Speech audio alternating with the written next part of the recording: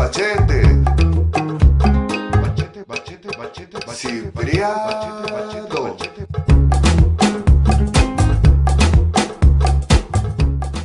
Étant un habitant du 10e depuis une vingtaine d'années, j'avais envie de symboliser un petit peu cet attachement que j'ai pour ce quartier en créant un label.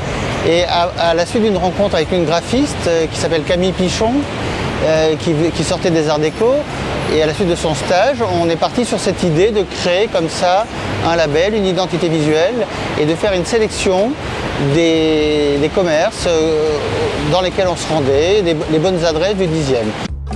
Bachete, bachete, bachete, bachete.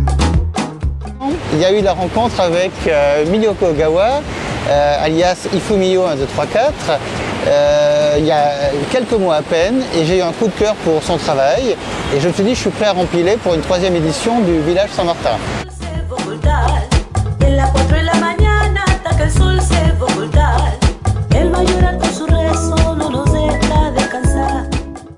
Et aujourd'hui, après cette 3e édition, je suis déjà en train de penser à la suite en me disant que peut-être il y aura le guide du Village Saint-Martin qui permettra d'accueillir plus de monde, de faire du rédactionnel. Enfin, voilà. On est peut-être qu'au début de l'aventure, et avec cette exposition chez Arthazar, je pense qu'on va avoir une visibilité assez nouvelle par rapport à ce projet qui devrait sans doute amener encore d'autres idées pour les mois à venir en fait.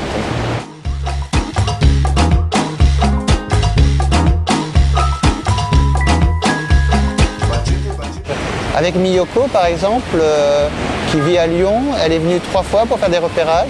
Elle a rencontré la plupart des commerçants, donc il y a un lien qui s'est créé. Elle a pu discuter avec eux, parfois passer un moment dans la boutique, dans le restaurant, pour s'imprégner un peu de l'atmosphère qu'il fallait rendre ensuite en illustration. Tout ça sur une durée de 2 mois à peu près. Et donc le premier mois était plutôt un repérage, et le 2e mois ça a été assez intense parce qu'il y avait 22 illustrations à finaliser, sans parler de toute la partie contractuelle qui est assez longue à mettre en place pour s'assurer que le plan puisse exister dans de bonnes conditions. Et pour terminer, donc l'accrochage d'une exposition avec une mise en scène donc présentée chez Arthazar tout l'été. Une histoire d'une amitié, on est voisins, on se connaît depuis 15 ans, donc pour moi c'était même symboliquement, par rapport à ce projet, par rapport à l'histoire avec Arthazar et par rapport à l'emplacement de la librairie, c'était l'endroit idéal pour cette 3e édition.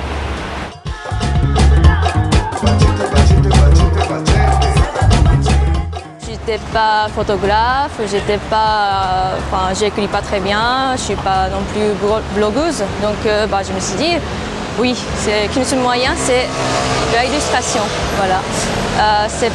C'est comme ça, j'ai commencé à j'avais commencé à observer les gens dans la rue, ou des gens bizarres, ou des comportements marrants, tout ça. C'est comme ça que j'avais commencé dans cette série.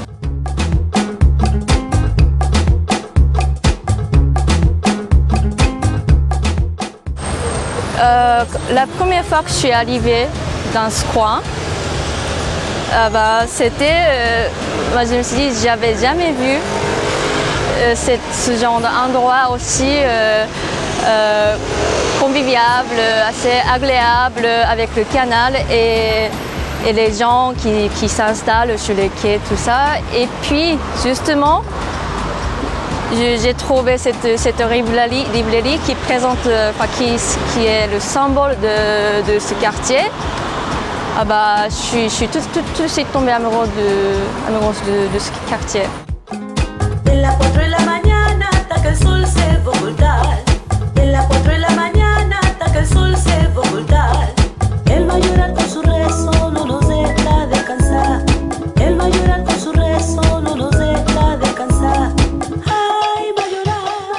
Sans avoir Arthazar dans ce quartier, ce serait la fin du monde.